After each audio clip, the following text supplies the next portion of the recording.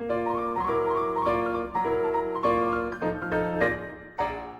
right, thanks. So, as a teenager, I was a big fan of the band Nirvana, and I'm pretty sure that I have more Nirvana CDs than anyone else in this room. You've all probably got 0 or 1, maybe. I've got 12. So the distribution of Nirvana CDs is very unequal. But I'm also happy to bet that none of you are really bothered about that, and the reason is because the number of Nirvana CDs you have doesn't affect your life chances, and if it did, you could go out and do something about it. We only care about inequality really where it does affect your life chances and where people, for some reason, feel they can't do something about it. I'm going to talk about income inequality. If we imagine all the income of the country divided up equally among people, then each fifth of the population would have the same amount of income. And each one of these Lego bricks represents 4% of national income. Obviously, it's not equal. This is what it looked like for 2013. The richest fifth had about 46% of national income, whereas the poorest fifth of the population only had about 8% of national income.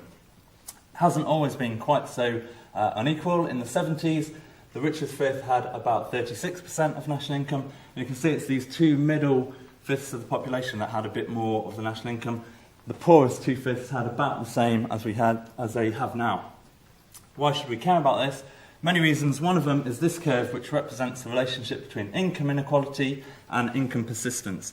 So the more unequal your distribution is, the more likely that children's income position is going to be strongly determined by their parents' income distribution, their position in the distribution. So, if we take 10 children born in 1970 into the poorest fifth of the population, we can have a look where they end up as adults. So where do they move to? They start off in the poorest fifth. Where do they move to? Well, one of them is going to move into the richest fifth of the income distribution, but 3.5 of them are going to stay in the poorest fifth.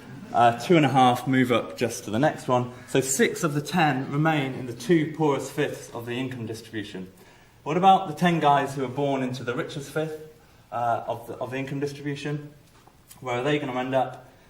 Well, you'll see in a sec, and I can tell you that 4 of them are going to remain in the richest fifth of the distribution, by magic. 2 of them are going to move down just 1, and only 1 of them is going to end up in the poorest fifth of the distribution. So it's very much a mirror of what happened for the poorest, and you can see that in the UK, it really depends where you start. It very determines where you end up. So how can we deal with inequality, reduce it, and improve mobility?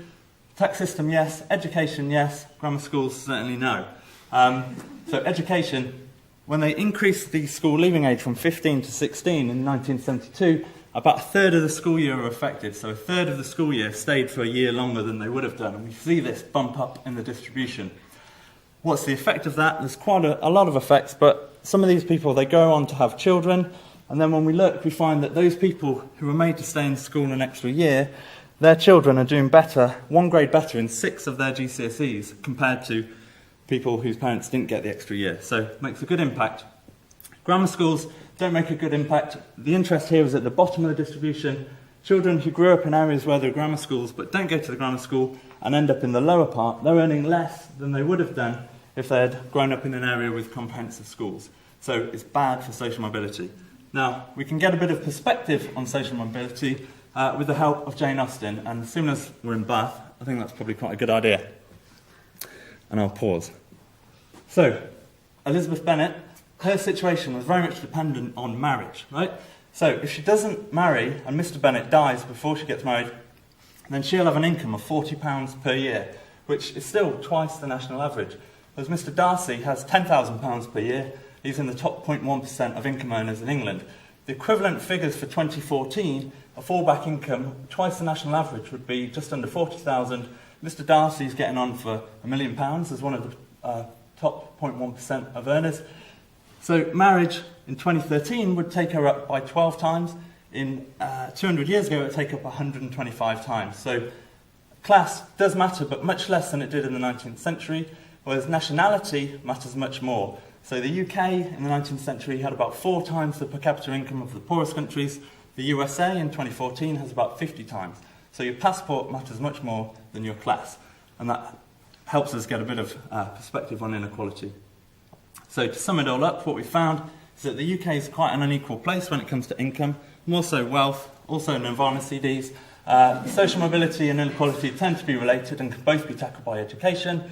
UK inequality is much lower than it was 200 years ago, and mobility is definitely better. And looking at the global picture puts it all in a bit of perspective. Thank you.